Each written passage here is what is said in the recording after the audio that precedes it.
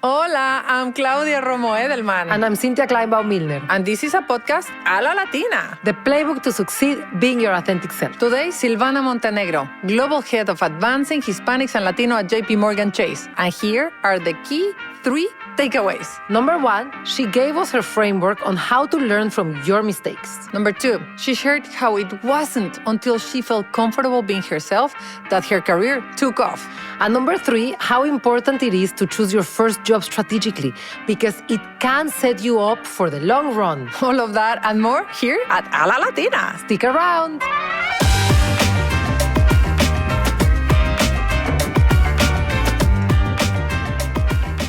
Cynthia, tell me more about Money Lion. What is your favorite product? The product that I loved the most first was our credit builder loan. When I moved to the US, I realized that a good credit score impacts so many aspects of our life. If you have a high credit score, you can get lower interest rates on loans and credit cards, better insurance rates, and better chances of getting a loan.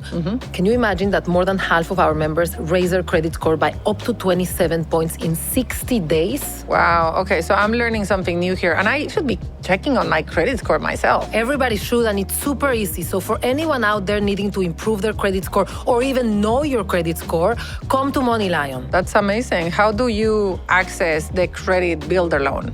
2 ways. Either go to moneylion.com/membership or download the Money Lion app. Okay, great. Thank you. I'm Let's do in. it.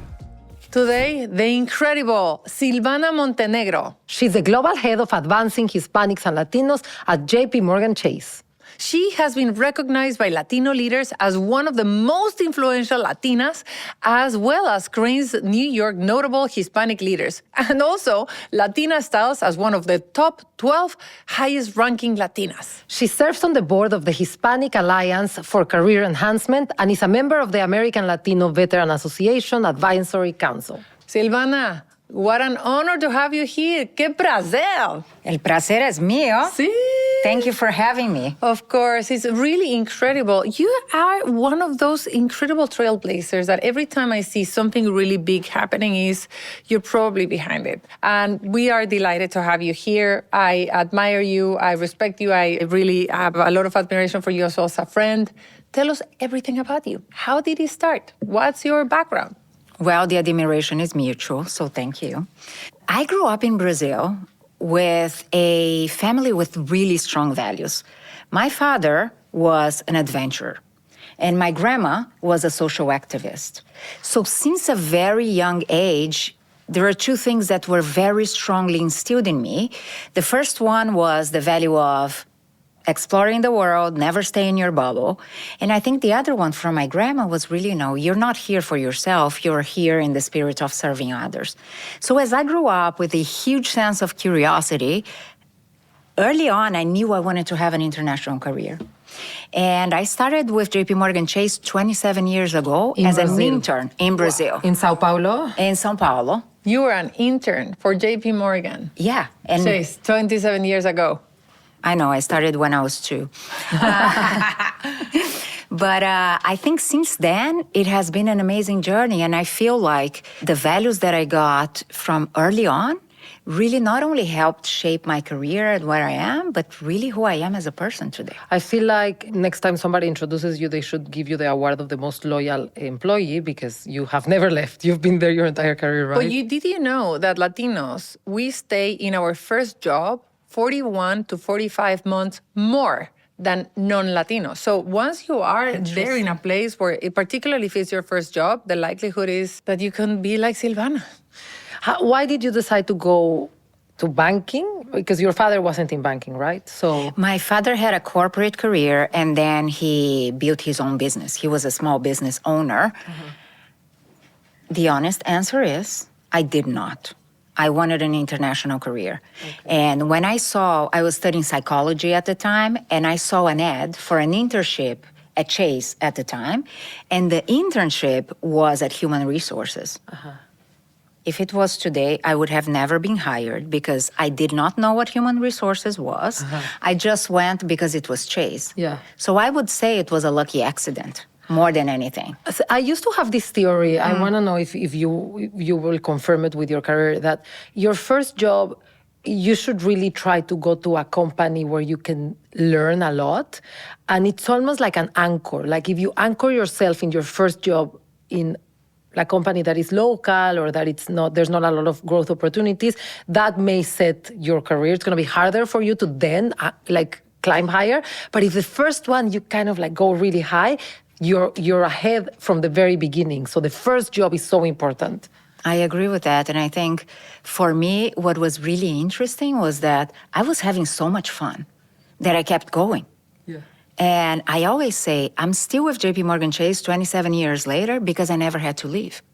Because I had a number of opportunities, international, different roles, and in a big company, you get to have that. Yeah. But it's also important, I think, that to understand that you moved from Latin America to the U.S., which probably was a very different company. Yes. That felt the same company, but probably felt like different worlds. 100%. And I think throughout my career, I saw that.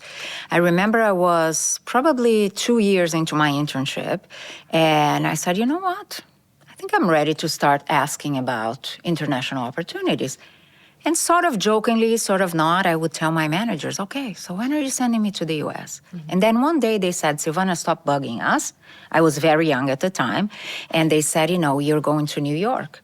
And at that time, I was dating my boyfriend, which is now my husband. And I just said yes on the spot. When I got here, I was like, oh my God, what have I done? I did not think it through, but I'm glad I didn't think it through too much, because otherwise I wouldn't be here. And Claudia, I think before this conversation, you and I were talking about it. I came here and I got this label, Hispanic. I was so confused. I was like, what? I used to be, a Brazilian in Brazil, this woman, blah, blah, blah.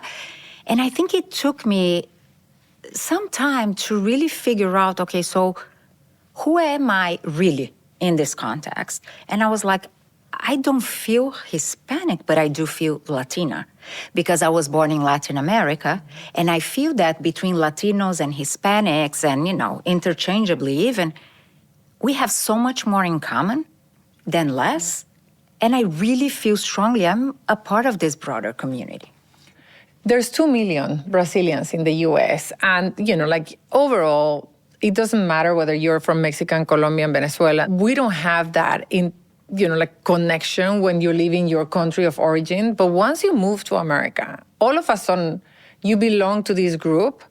And I have always wondered, why do Brazilians actually feel the need to separate? Or is it because it's, you guys are so much fun. You want to be. But for me as a social activist and trying to unify the Latino community, it makes total sense. But what are the nuances? How do we get more Brazilians to get on with the Latino bigger? I know that it is an invention anyways, but how do we make it? And what has been your experience? And what would be your message for young or not so young Brazilian out there that should be part of a Latino bigger effort? Absolutely.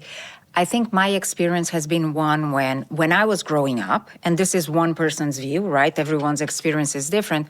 There was a lot of, we're Brazil, but we're different than the rest of Latin America. And I think a lot of it is because Brazil was colonized by Portugal and the other countries colonized by Spain.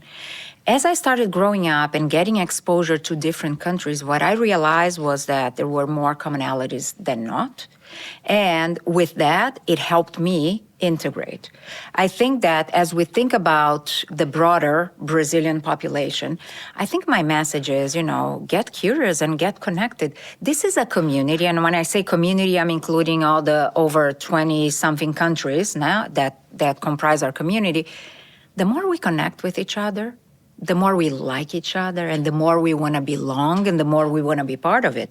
This is an amazing community, made up of a lot of communities, but we're one. And the more connected we are, the stronger we are together. I think we can achieve so much more. One of the things that I always think about, and I know the two of you do too, is if we start saying, okay, I am this, I am that, I'm not. If we come together united as one community, think about it, 64 million people in this country. And united for a purpose, right? Exactly. Which is, how do we change the perception that people have and understand that we're positive contributors to the country and economic drivers of America. And how do we use that to increase our representation and value? We could all agree on that. Do you think that those are values and things that Brazilians could adhere to? 100%. And I think when I think about the Latino community, right, I'm thinking about resilience. Brazilians are also resilient. When I think about, impact, 100%. Value of, service to others, same thing. I don't think the values are much different. Quite honestly, at a high level, I think they're exactly the same. And it is exactly what I think that your role now, leading very successfully the Latino strategy for your entire institution is focused on. Yeah. Tell us more about that. So this organization was created 3 years ago, so it's called Advancing Hispanics and Latinos. What is unique about JPMorgan Chase is that we have our diversity, equity, and inclusion is a business that sits under the president of the company. We do work very closely and have an alignment with human resources because the president being a Latino. Daniel Pinto. Daniel Pinto, which Latino. helps always, right? 100%. And we work with HR from an employee lens, of course. But 3, maybe 4 years ago, diversity, equity, and inclusion was under our HR organization. And there was a conscious decision to say, okay, so the way that we can further impact our communities and drive business results, because we cannot talk about, Latinos or other communities as we're all the underserved. We're an economic power, right? It is to get closer to the business and think about how we engage with the different communities from a business growth lens, from a wealth creation lens, from, yes, a community development and also career advancement. At the time, there were 4 centers of excellence spread out across the company. One was an organization focused on women. There was an organization focused on the Black population, one focused on veterans, and there was another one, which was the Office of, and it still is, the Office of Disability and Inclusion. There were 3 big communities that were not represented there, which was Hispanics and Latinos, LGBTQ+, and Asian and Pacific Islander. So when that organization came under the president of the company, there was these 3 new organizations that were created. And I was so fortunate that I was the one that, was able to build it from scratch. Of course, leveraging the playbook from others, but build it from scratch. And I think through the past 3 years, we have been very intentional around, okay, what are some of the potential career barriers for Latinos within the firm? How do we address those? How do we bring in more students to participate in our entry-level early careers programs? How do we maximize the power of JPMorgan Chase to support businesses to grow and scale? And that happens through partnerships, but that also happens through leveraging internal programs. How do we connect our business to opportunities? And, you're a great partner. We have a number of relationships. These are forums of, very important Hispanic and Latino business owners, executives, et cetera. And I think since then, we've been able to achieve tremendous impact because we work across the firm and with our external partners to drive impact, business, and support the economy. I have so many questions. How do we empower our Latino employees? How do we support them to grow? How do we find more students? So I think a few things. I'm going to give you a couple of examples, right? So early days, what we realized was, one, some of the career barriers for our Latino employees, and by the way, it applies to other communities too, but were owning your power, right? How do you talk about what you're good at? How do you identify what you're good at? How do you brand yourself? And what we did was, look, we can put together a workshop series, which is so easy to implement. And we launched this series called Avanzando Careers. And the good news is, to date, we have touched almost 5,000 employees. And we got interest from countries outside of the US, which is a global program. We got very positive feedback from other communities who also joined it. And we were able to connect people through these topics. I think the other thing that we've done is we had a mentoring program where we saw, okay, what are the pockets? And I would say, in seniority level, where we're seeing that people are potentially advancing not as fast as we would like them to advance. And in doing that, we focus on some particular populations, right? So mentoring was another thing. And related to that, like with students, we have a program that is called the Fellowship Program. And the Fellowship Program is sponsored by Advancing Black Pathways and Advancing Hispanics and Latinos. And what it's meant to do is to provide the college sophomore students with a head start in their careers. And that head start really is, okay, maybe I'm the first one to go to college in my family. Maybe I didn't grow up in a corporate environment. I don't know what the rules of the road are. And by bringing students early on, we're opening the door for them to get a hands-on practice. This is a 5-week internship. It is an internship. It is an internship. And they have the opportunity to get offers for an internship, the following year. So I think wherever we find a way to, okay, where's the barrier? Where can we provide something that will help individuals? So let's talk a little bit about that internship. I would love for Latinas who are listening to this to apply for the internship. Number one, very tactically, how do they apply? Like where in the website? And what are you looking for in the students that actually make it? 100%. So I would say that we're launching the program in this fall. If we go to JPMorganChase.com, I was going to say .com, /careers, you are going to see all the opportunities there, and the fellowship program is one of them listed. What I would say for Latinas listening to this podcast is don't be shy to apply. And we do have a tool we use, which is called Higher View. And we see a lot of candidates shying away from doing that interview, which is part of the selection process. Practice, share with friends and family, do what you have to do to get ready. There are resources out there. But take the higher view and do it. You'll be surprised how you can do well in terms of these interviews. I want to go to you, but before I have to ask you. So if you're Daniel Pinto and you're looking at this, you obviously are Latino, you care more, therefore there's an interest, but what is the business case? Just tell us so that I can smile. We had dinner 4 years ago. Probably you were launching this initiative where you said, I need to make the business case. What is it? Yes. Why this initiative? Why Latinos? So here's a very simple business case, and data is king, right? Yeah. We have almost 20% of this country is Latino. This community is generating 3.6 trillion in GDP to this country. That's the equivalent of the 5th largest economy in the world. And this is the recent data from Latino Donor Collaborative this year. $3.8 trillion in purchasing power. Youngest demographic. 25% of Gen Zers in this country are Latinos. Do we want to bank this population? Do we want to help the economic growth of this country? I think that's the most obvious business case. And by the way, 78% of the new workforce in the next 10 years is going to be Latino. So there's talent, there is economic potential, there is youth, there is buying power. Ignoring this population is simply, a bad business decision. So your insight is, this is going to mean how much for us, or?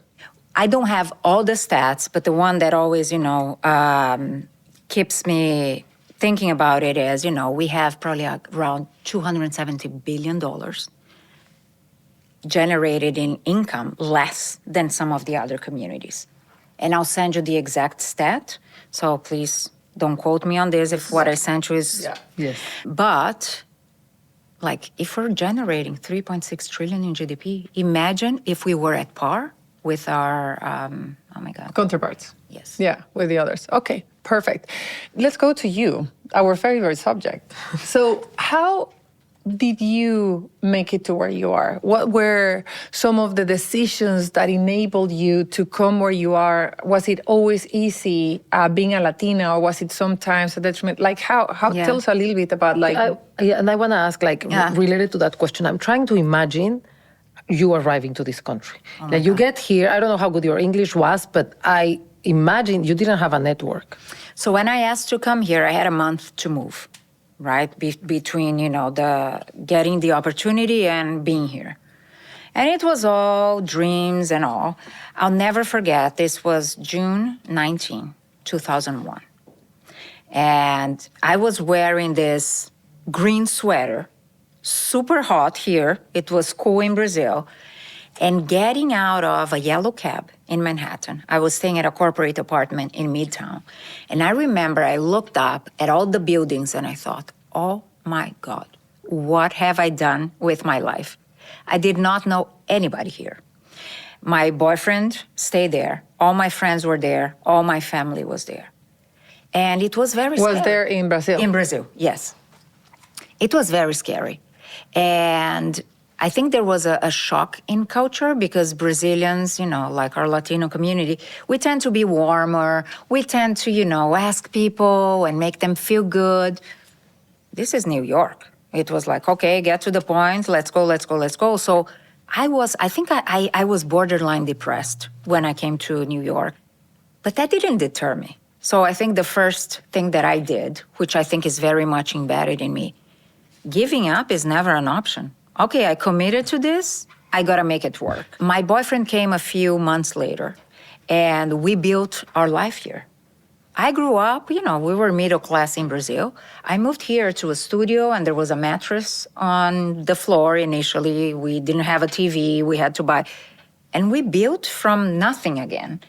And what I did was really, I worked extremely hard. I doubted myself many times. And when I got the label as Hispanic, I was like, okay, now I'm part of this group here. I don't belong here. And for 2 years, I really made a huge effort to try to fit in. I remember getting home and I was exhausted. And when I got home exhausted day after day, it never occurred to me that, maybe there's something else that you can do. I was like, what is wrong with me?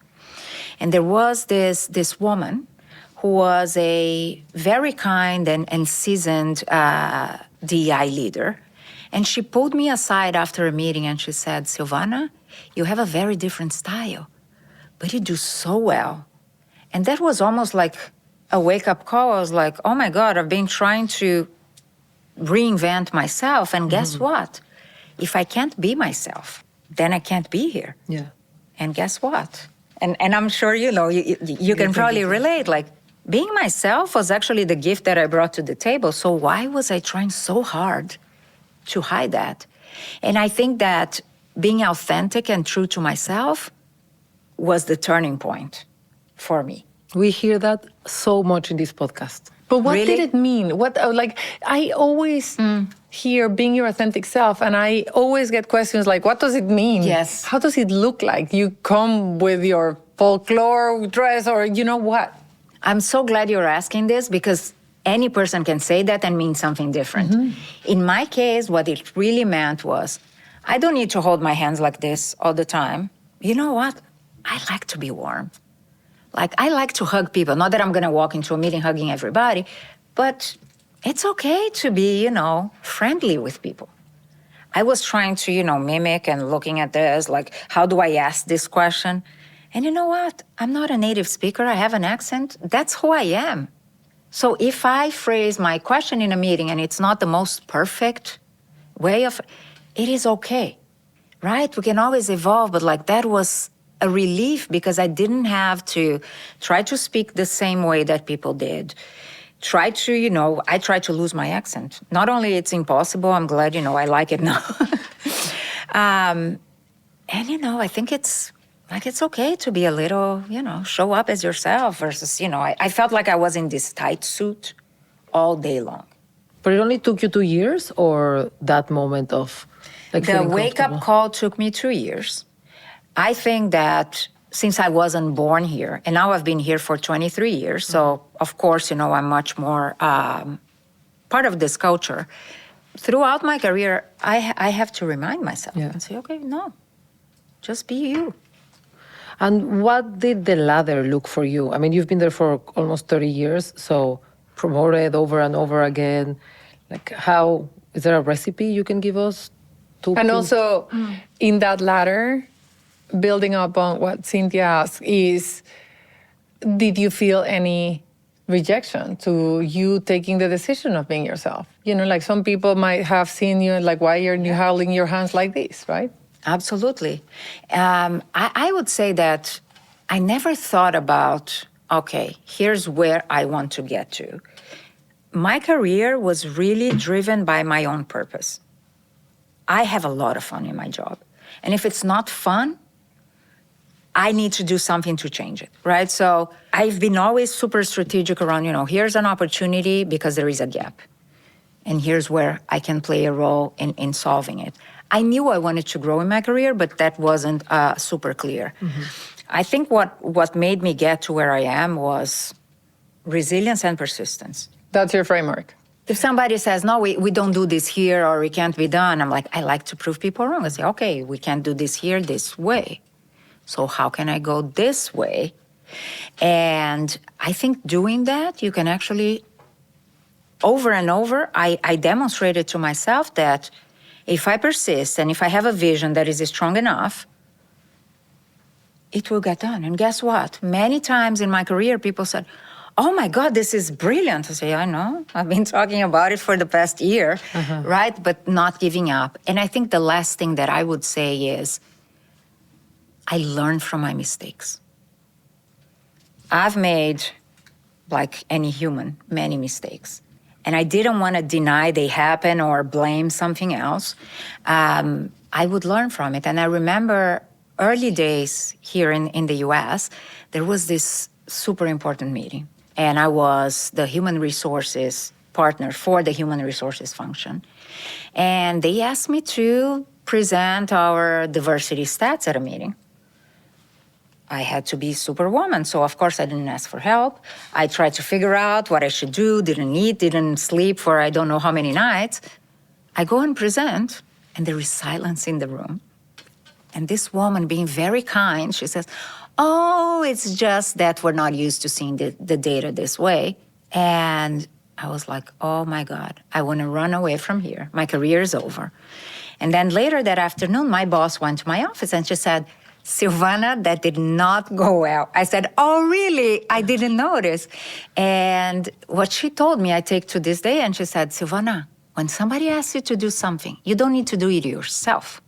If you don't have the expertise, you get it done, but you bring in the experts. And I always have that in mind. Okay, I need to drive this. How do I make it happen? And who is the best person or team that I need to bring to the table? And do you have a systematic way of learning from your mistakes? Like some people journal, some people do a post-mortem when something doesn't go well. Like how do you actually learn from your mistakes? I think the first thing is when I make a mistake, one, I allow myself to feel whatever disappointment I feel. Yeah. I don't judge it. I say, yes, it's okay, you were sad because, or you were frustrated because this didn't go this way. And I don't do anything, maybe 1-2 days. But okay, now, what could I have done differently? I do some self-reflection. And I actually go and I ask people for feedback. Mm-hmm. I ask, not, annoying feedback, but I'm like, okay, that meeting didn't go well. And I typically ask for feedback from my peers because they will tell me the truth. Yeah. And then next time, I'm going to approach situations in a different way. I think the things that sometimes we don't want to hear about are the things we need to hear the most. Because everybody sees our blind spots. We have a choice. Do I want to know what they are and work on it? Or do I want to be blindsided and, everyone is seeing it. So just summarize again, sort of somehow the framework that, you took that has been guiding your career progression. So I would say persistence, It doesn't matter if it's hard. Keep going and figure it out. Take risks, even when you're scared of an opportunity. Take the chance, and again, make it work. And the third one is learn from your mistakes. Don't be afraid to ask people what you could have done better. Don't be afraid of asking yourself what you could have done better. And keep going. I'm sorry if I keep asking you the same question, but I'm trying to imagine what your career looks like, and I feel like I don't yet know where you went from being an intern to where you are today.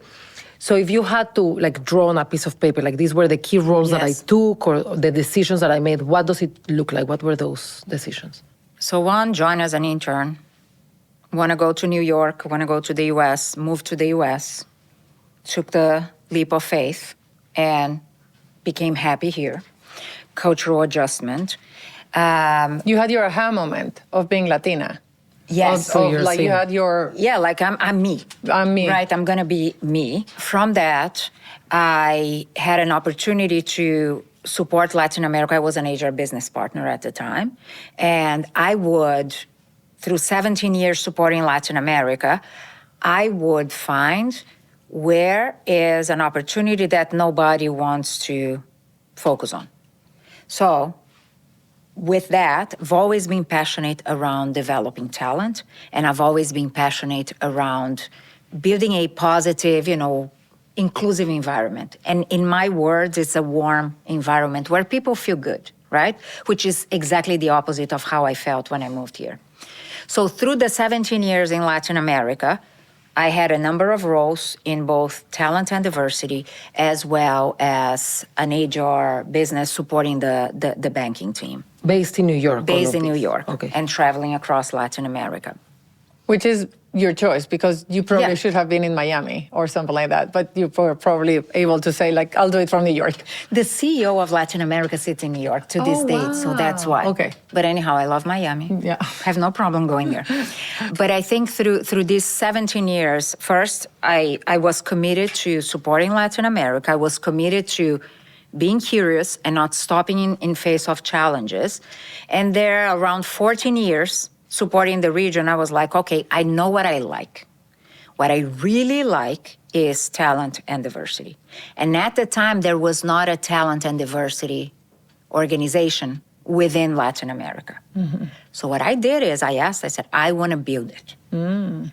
And the answer that I got initially was, okay, you can build it, but really? You're working with the CEO of the region? That's not going to be strategic. I said, trust me, I'm going to continue working with the CEO, because give me 6 months and this is going to be the most strategic thing that we're doing in HR. Silvana's opinion, of course, not everybody needs to agree. But I built that from scratch.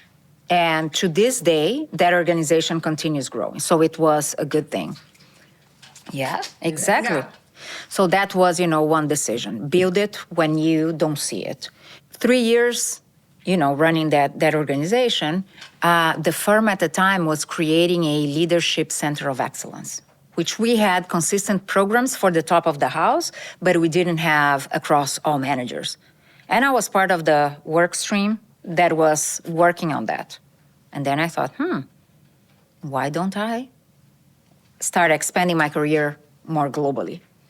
And I took a leap of faith again and, moved to that organization, which is called Leadership Edge, and learned a ton. There was, 2.5 years into that role, and I was running some of the top executive programs. A few years within that organization, then I said, you know what? I miss the business. I like what I'm doing. And I spoke about it. And thank goodness, I was doing an excellent job. So 2 of my managers, they said, okay, Silvana, there is this role to run talent and diversity for our commercial bank business. I went for it, loved it.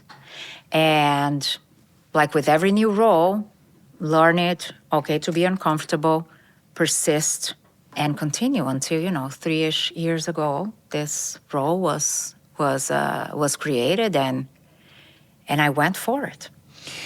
It seems to me that you haven't said it, but your spelling strategy Yeah. Like literally, you're so strategic. It seems to me that you see it, you see the opportunity, you go, you try to put the roadmap and you go for it. And then, very different to a number of our guests, you speak up. You're like self-manifesting, like, I would like to go to the US, I would like to create this talent. So is that combination of understanding your superpower? I'm not sure what you would say is your superpower. You're super strategic. I don't know whether that's your superpower. I'd love to hear what you think is yours. But is that combination something that you see in a lot of Latinas, whether Brazilian or others, where we're able to understand what we bring to the table and then able to raise the hand and say it? Or is that something you would like more? Thank you for articulating strategic. I'm going to add to my superpowers. Probably is. I never, thought about it this way, but I would say no. I don't think a lot of Latinas, sometimes we doubt ourselves. I think the difference with me is that I doubt myself, but I do it anyway. Right? Which I think, it takes courage. What I would like, the other thing that I see with some of the Latinas, and I do this as, just a fun exercise. I ask Latinas, what is your superpower? Oh, I don't know. It's okay to have a superpower. And we each should know what our superpower is, because everybody in the world brings a gift to the world. Which is the one thing, right? It's so the what is one your thing. superpower? I think my superpower really is getting to understand people, empathize with them, and help them achieve their fullest potential. And that can either be, when I'm talking to a child and the child is like, I want to do this, and I'm like helping them to believe they can. It's in the small things. So it's helping people fly. It's really what my superpower is. Right. I would add that you're doing that very strategically, 100%. I do think that what you said before is something we try to do in the podcast, which is understand how are we going to articulate for Latinas the tools that are available so that they themselves are able to see their own power, their superpower, to understand it, to know how to self-advocate, but also to learn when and how to flip the script. So what advice would you give to Latinas that find themselves in organizations that haven't flipped the script enough, or where they're, where their own assets are not yet understood? I think first of all, get out of our heads. Because sometimes, even internally, we actually keep telling ourselves, oh, your accent. Maybe yes, there is unconscious bias around us everywhere, but try not to focus too much on that so that we don't make ourselves uncomfortable. The other thing that I would say is, keep doing. Persistence wins the race. And the third thing is, we don't need to be the ones pounding on the table if that's not our style. We don't need to be the ones, I'm going to advocate for myself. Yeah. I think we can find ways through others. Like, I am a one-on-one type of person, and I'm not the loudest voice in a room. But if I go to a meeting, or if I want something to happen, I engage a couple of people Beforehand. Yeah, and they're going to help me. And by the way, when others are talking about you, it makes our lives easier. So spending the time cultivating these relationships, getting allies on our side, I think it's actually less scary than thinking about us. We need to, by myself, I need to be the one advocating and talking and test it out. Sometimes I go small and I see how it plays out. Like if I'm telling somebody, what I do, depending on the face people make, I'm like, no. Try a different way. Try with safe people. And then you start, it doesn't have to be all, Yeah, learning to a little bit read between the lines, which I don't know if it's so common in Latin America. We just say what we mean more. And I have found that in the US, sometimes you have to be sharper reading between the lines and reading the reaction of somebody, their eyes. But I do think that this is an important time and an important moment to be more stepping up and speaking up. And people that don't want to recognize their awards and talk about themselves, maybe we have to actually endure that and know that it is a responsibility to be role models and that we have to speak up even more, because from the last 5 years to now, things have changed so much for our community. You're absolutely right. And more Latinos are smelling the coffee and knowing their power, and now they need to know how to self-advocate, how to self-promote, knowing the data, knowing the history, but also knowing that there are role models out there like you to raise their voice. So I do think that what you're doing with your unit probably is something that we want to see other organizations do. Yeah, and we started really with let's reshape the narrative. And you both know the numbers, right? We are very unrepresented in major roles in Hollywood, about 3.6%. And if we look at how we are portrayed, is with negative stereotypes. So half of the leading roles that are led by Latinos are negative. So it's about 1.6%, and I may be, a little off on the stats, that are in main leading roles that are positive. So what people think about when they see a Latino is not the reality of who Latinos are. And as Latinos, to your point, we need to understand who we are, we need to understand the history, and we need to feel comfortable, showing up as who we are, which is a power. You touched based on the data, right? Like how powerful we are, how strong we are, how young we are, how much money we have, and how much we represent as the size of economy. But let's zoom in into Latinas. Yeah. Latinas, 80% of the decisions of a home, the purchasing decisions are Latinas. How do you see it, not only as a person and as a leader, but also as an institution, going after Latinas, and how are you equipping them to make sure that you're not only the institution of choice, but helping them to be better small businesses and better, and so on. So talk about Latinas as a target. Such an important question because we know, right? And when you reach Latinas, you're reaching the entire community. Right? Because to your point, we are making a lot of the decisions. I think as institution and quite honestly, as organizations that are focused on this community, we know Latinas are creating businesses at a really fast rate. 6 times faster than any other group in America. And what happens is they have even more barriers than Latino-owned business by men to get access to capital, to get the education, the technical education that they need. And I think what we need to do, and by the way we're doing at JPMorgan Chase, is connecting these businesses with the resources that they need, whether it be through organizations that are providing technical assistance to Latinas, that are helping them grow their network. We know that if you have the network, you're in the room, right? And Latinas not necessarily have a very broad and strong network, and connecting them to capital providers. Because without capital, to state the obvious, we cannot grow our businesses. But there is a huge focus because, to your point, about a third of the GDP generated by Latinos is generated by Latinos. We cannot ignore that. We created this podcast and this network because we found that while we're almost 10% of the population, we're less than 1%, but by far less than 1% of senior positions, of political roles. And that is because we don't have the role models or the playbooks, the navigation skills, or the networks. Does it feel lonely sometimes to be up there, being a leader, Latina leader? I think it did in the beginning, much more in the beginning. And I remember early days in my career, I lost count of the number of times I was the only Latina and the only woman in the room. I think over time I built my support system, and I have my Latina sisters, and our friendship, obviously, that helps a ton. But when I look around, we're not where we should be. And I think it takes all of us, to what you said before, of being a role model, but also, and perhaps even more importantly, bringing others up. I would not be here if I did not get help from others, women and men.